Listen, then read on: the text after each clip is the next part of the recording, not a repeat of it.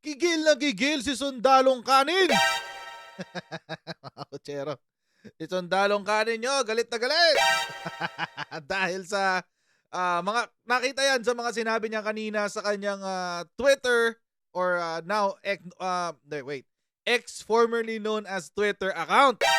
Okay, at mamaya pag-usapan natin yung konti mga kutsero, pero bago natin gawin yan, tayo muna yung mag-shoutout sa mga ibigan natin sa Sendwave. Kung kayo po ay nasa US, UK, Canada, Italy, France, Spain, Ireland, and Belgium, ay pwede na po ay magpadala ng inyong mga remittances sa Pilipinas sa pamamagitan po ni Sendwave. Ang gagawin nyo lang ay download ang Sendwave app at i-register nyo bank account details at pwede na po ay magpadala ng inyong mga remittances sa Pilipinas na wala pong remittance fees sa GCash, cash pay cup sa mga pawn shops at iba't ibang mga bangko sa Pilipinas. At kung gagamit nyo pa po ang promo code na Coach Jared ay may karagdagan pa kayong makukuha na $20 para pwede nyo ibigay sa inyong mga minamahal sa buhay yan. Kaya mga Coachero, lagi pong gamitin si Sendwave for all of your remittance needs. Okay, so ito pag-usapan natin mga Coachero, no? Galit na galit si Sundalong Kanin. Galit na galit ulit si Sundalong Kanin, guys. Bakit? Ito pag-usapan natin kung bakit. Ito kasi, kanina nag-post siya sa kanya, hindi pala kanina. Kanina ba to or kahapon? Wait, let me check. Parang kahapon yata to. Kanina lang. 9:37 AM. Kanina nga lang. Kanina umaga lang mga Coachero. Anong nangyari? So ito, papakita ko na sa inyo yung balita. Ito yung balita. Gigil sa galit! Galit na galit yarn. But kaya, Trillanes lists 16 reasons why he considers Rodi Duterte a traitor. Traitor daw. Si dating Pangulong Rodrigo Roa Duterte. Traitor! Putangin natin yung balita. Ito ngayon yan. Sabi, amid calls of strengthening patriotism as China steps up incursions in the West Philippine Sea, former Senator Antonio Trillanes IV accused former President Rodrigo Duterte of being a traitor Tuesday, August 22, due to over a dozen actions he committed during his term. So sinasabi dito ni Sundalong Kanin, hindi raw siya yung traidor. Ang traidor daw ay si Pangulong former President Rodrigo Roa Duterte. Dahil sa mga kanya daw ginawa. Trillanes listed Duterte's supposed traitorous act in a thread on X, formerly known as Twitter. He also provided screenshots of articles and video clips to back up his claims. So ito po yung mga nilista niya. Mas maganda, puntahan na lang natin yung tweet mismo. Puntahan natin yan. Ito ho, yung tweet. Ayan. Okay. Okay, ayan. Ang sabi ni Trillanes, ito po ang listahan ng mga katraidoran ni Duterte. Ayan. Hindi pa rin kayo tapos. Hindi pa rin kayo tapos mag-away. Di ba? Bumaba na lang lahat-lahat si FBRRD. Hindi pa rin kayo tapos mag-away. So bago natin pag-usapan kung ano tong mga nilista ni Sundalong Kanin na katraidoran daw ni FPRRD. Define muna natin. Let's have alamin muna natin kung ano isabihin ng traidor, katraidoran. Ano ibig sabihin yan? O traidor. As far as I know, sa pagkakaalam ko lang naman po, I may be wrong, baka meron pang mga tao na mas mayroon pang alam na karagdagan pa dito. Pero ang alam ko kasi pagdating sa national security and territorial integrity and sovereignty, kapag nakompromiso yan, dalawa lang ang pwedeng maging offense. Treason and sedition. Yan. Unless terorista ka, so may anti-terror law pa pala. So yun. Pero tingnan natin yung sa treason. Tingnan natin yung treason. Ito muna. Treason sa Revised Penal Code. Ayan. Sabi, Article 114. Lakayan natin ng konti. Yan. Article 114 ng Revised Penal Code. Treason. Any Filipino citizen who levies war against the Philippines or adheres to her enemies. Yun. Giving them aid or comfort within the Philippines or elsewhere shall be punished by reclusion perpetua to death and shall pay a fine not to exceed 4 million pesos. So, mga kutsero, ito po yan. So, treason. Okay, treason.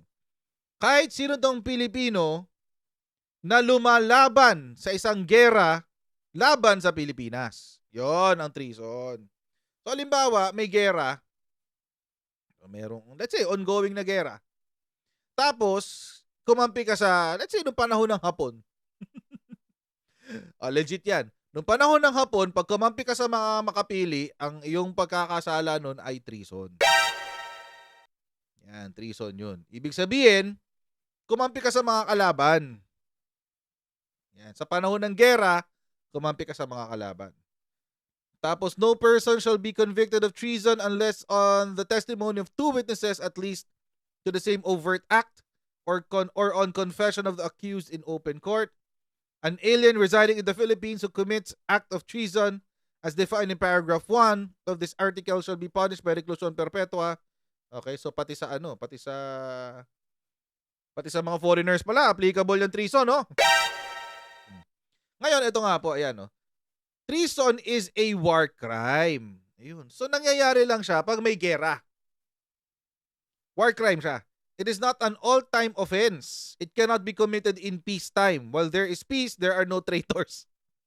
Treason may be incubated when peace reigns. Treasonable acts may actually be perpetrated during peace, but they are not traitors until war has started. Yan. So, pwede siyang mangyari sa panahon ng kapayapaan. Pwede siyang gawin pala sa panahon ng kapayapaan. Pero, walang mga traidor hanggat hindi nag-uumpisa ang gera. Yan yung sinasabi sa treason. So, nangyayari lang yan during wartime, no, yung treason. Sedition naman. Sedition. Punta natin sedition. Sedition. What is sedition law in the Philippines and other related offenses? Sedition naman. Sedition in general parlance may be one of the crimes often associated with the felony of rebellion, treason, and coup d'etat. So magkapatid pala yun, no? Yung treason at ang sedition na magkasama. Though always associated with those other punishable offenses, sedition is distinct from them in this legal perspective. We will discuss what is sedition law in the Philippines. Okay, itong sinabi. Sabi ni Justice Reyes, ito. In the words of the law, jurisprudence to. The ultimate object of this sedition is a violation of the public peace or at least such a course of measures as evidently engenders it. Yun.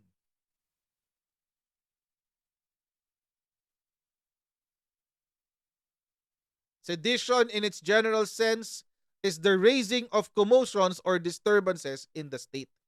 So ito yung panggugulo, sedition. Pag-uumpisa ng gulo sa isang estado. So yun ang sedition. Yan. So magkapatid pala yan. Syempre, pag traidor ka nga naman sa bansa, malamang sa malamang, ikaw din mag-uumpisa ng gulo. Diba? Ganun lang naman kasimple yan.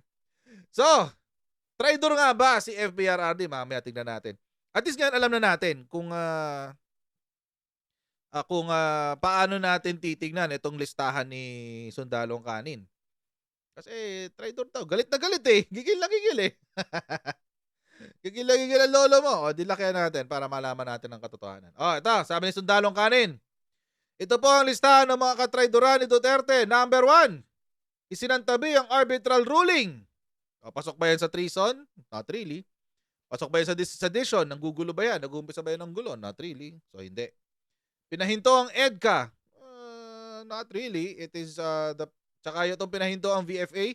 Well, not really pinahinto ang EDCA. Hindi pinahinto ang EDCA. Ang nangyari lang noon, nagkaroon ng parang tug of war between the Philippines and America when it comes to VFA. Kasi nga, nanliligo tayo sa China. Kaya nung panahon na yun, existing siya. Hindi siya, by the way, wag pong magkamali. Hindi po siya tinanggal. Existing pa rin po ang VFA. Existing pa rin po ang EDCA. Hindi lang masyadong umakto ang Philippine government during that time sa EDCA at sa VFA. Pinapasok ang daan-daan libong Chinese POGO workers. Chinese soldiers maaring nakapasok dahil dito. Well,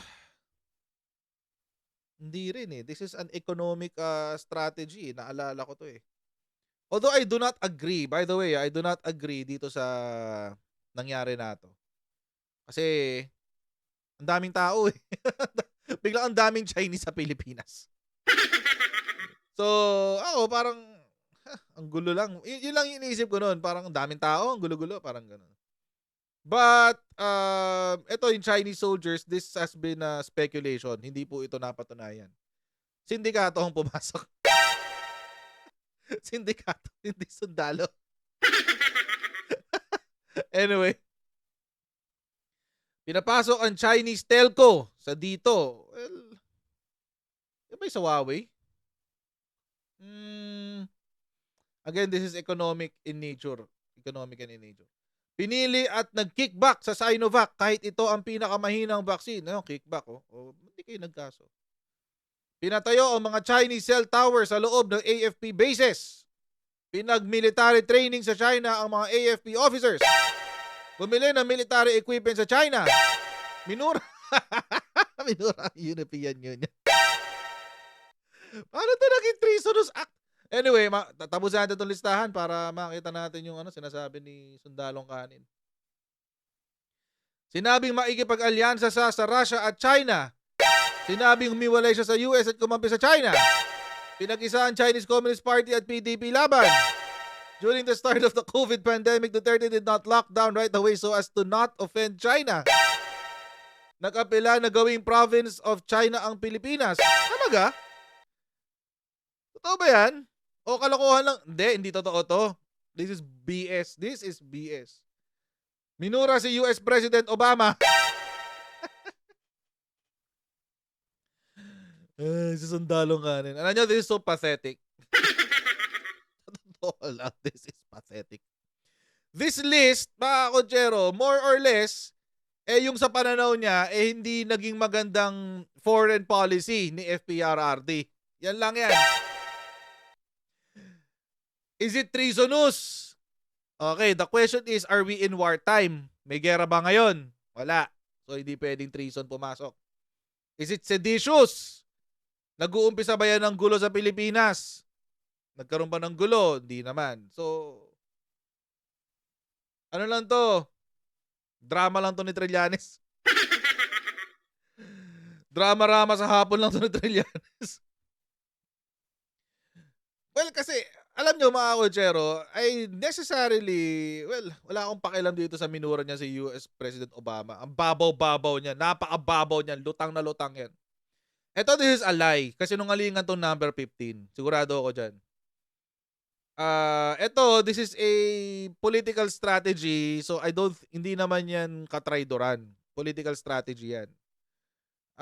Pinag-isa ang Chinese Communist Party at PDP laban. Meron na bang official na statement ng PDP laban ay under na ng CCP?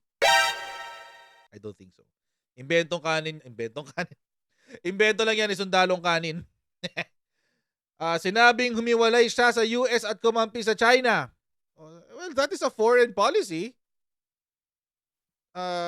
Hindi naman siguro yan nag-result sa isang seditious act.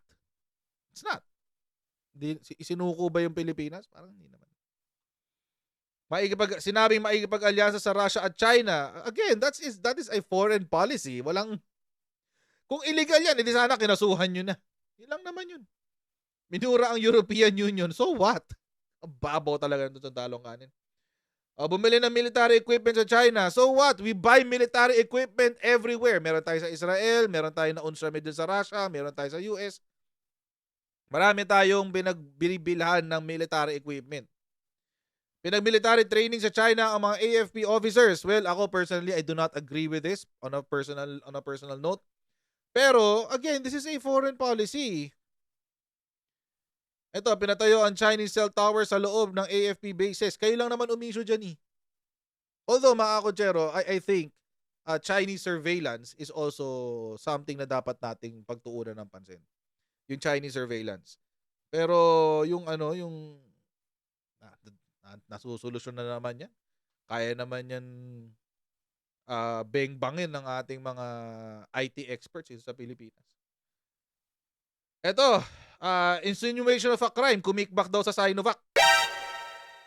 Sige. Sana nagkaso na lang kayo. Alam nyo mga kotsero, kung itong 16 na to na sinulat ni Sunny Trillanes na katraidoran daw ni FPRRD, valid, di sana naghabla ka na lang, Sunny Trillanes. Diba? Sana naghabla ka na lang. If you actually think that this is bad or something that will that will compromise our national national territory or our territorial integrity or our peace or the peace and order here in the Philippines, di sana ikaw na lang yung naghabla. Senador ka during that time, wala kang ginawa. Nagtago ka lang sa loob ng Senado. At saka Trillanes, baka lang nakakalimutan natin. Ay, hindi, by the way, kaya feeling ko kaya rin nailista to ni Sunny Trillanes.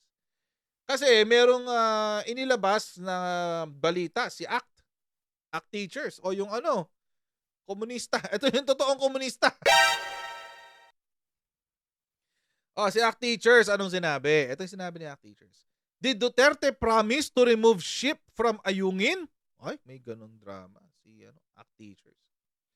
Sabi niya ni ACT Teachers, Castro recalled that on May 6, 2021, Duterte called the country's arbitral ruling or arbitral victory a piece of paper that he can throw away in a trash bin. Duterte said the ruling affirming the Philippines' sovereign rights in its exclusive economic zone is just a piece of paper that led to nothing. Alam niyo mga kotsero, whether we like it or not, totoo naman. Kasi hindi rin naman natin siya na-enforce eh. Ako, I'm not pro-China, pero totoo naman din kasi yun. Hindi natin ma-enforce yun eh. The lawmaker also pointed out that Duterte had even met personally with Chinese President Xi Jinping in Beijing, but what they discussed still has to be disclosed. She added that Duterte or even his daughter, Vice President Sara Duterte, has not been heard or issued any statement denouncing China for attacking the resupply mission to BRP Sierra Madre. Yan. Tapos sabi pa niya, their silence on the issue speaks volumes, and it seems that we may not have to look far to find the traitors that Philippine Coast Guard is talking about. Yan ang sinabi ni Franz Castro. Okay. Anong sinabi ng previous administration dito? Kasi syempre si ERAP, he categorically denied the promise na tatanggalin ng BRP Sierra Madre. Si GMA recently also categorically denied that she promised something. She promised yung pagtanggal ng BRP Sierra Madre. Si PBBM, sabi niya wala siyang alam. Okay. Wala naman na si Pinoy, so hindi natin alam kung ano yung sa kanya. So, eto na ngayon, butang ngayon tayo kay FPRRD. Ang gusto nilang palabasin dahil tahimik daw si FPRRD, baka siya raw kasi yung nag-promise. So, eto na ngayon. Sumagot, kanina rin. No deal to remove BRP Sierra Madre from Ayungin under Duterte, says ex-official. Sino yung official na yan? Si Salvador Medialdea. Yan siya yung executive secretary noong panahon ni FPRRD. Salvador Medialdea, Duterte's former executive secretary, told ABS-CBN News that Duterte never made such a promise even as he sought warmer ties with Beijing and Chinese President Xi Jinping during his administration. Sabi ni Salvador Medialdea, the former president would never do that. He never did it because he knows that is a symbol of our sovereignty. So wala.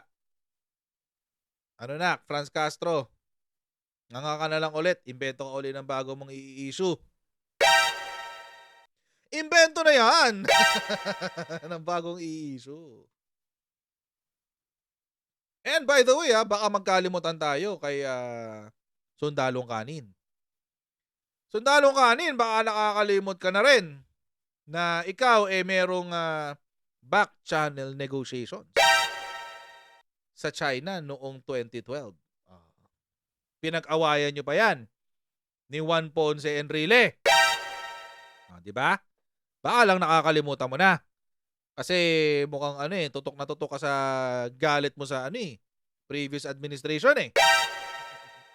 Actually, napag-usapan din yan nung previous administration. No? Panoorin natin yung yung video na to. Siguro kailangan malaman natin kung Tagal. Ay, nag-load bigla.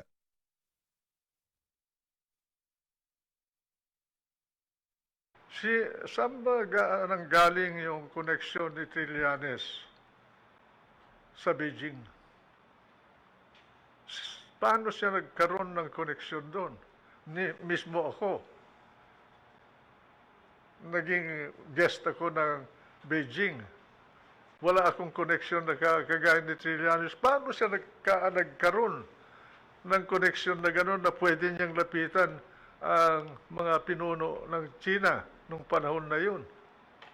Pati Presidente Aquino, palagay ko, wala siyang ganong koneksyon. Bakit si Trillanes Lakas! ay nagkaroon ng koneksyon na gano'n?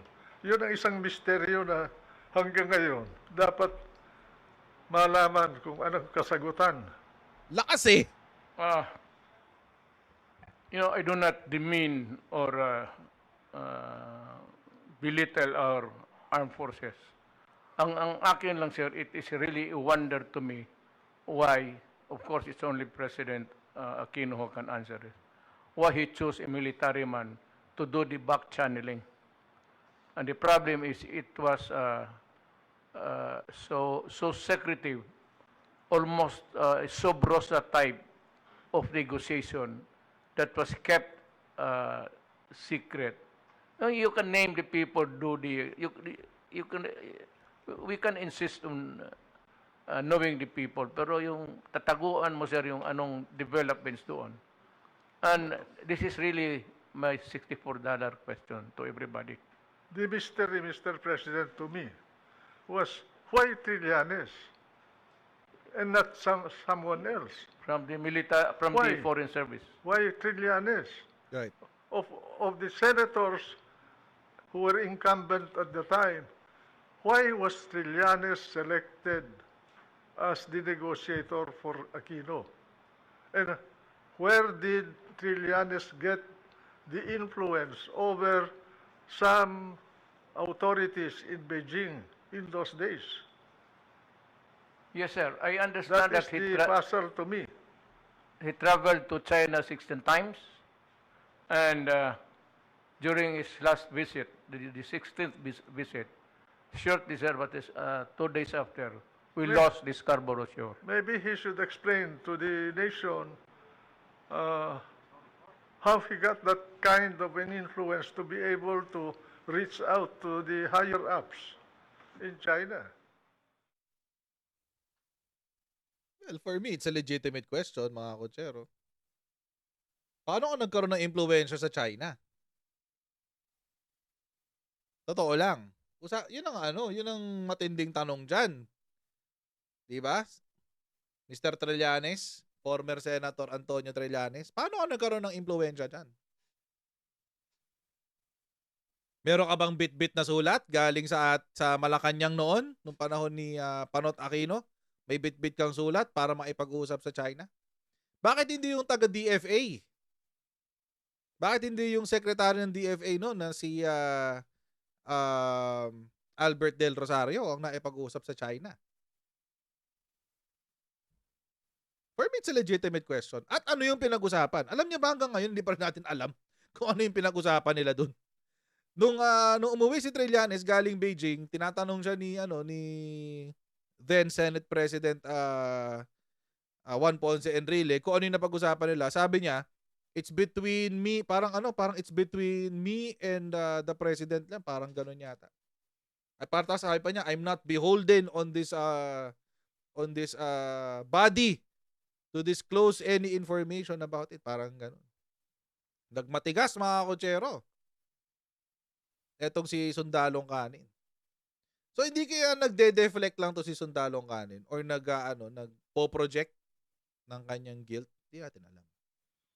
Pero siguro mas maganda kung medyo gusto mong medyo tahimik yung buhay mo, Mr. Trillanes, former senator, mas maganda na huwag ka na lang magsalita pagdating dito sa usapin ng China kasi re-rebanse sa'yo yan.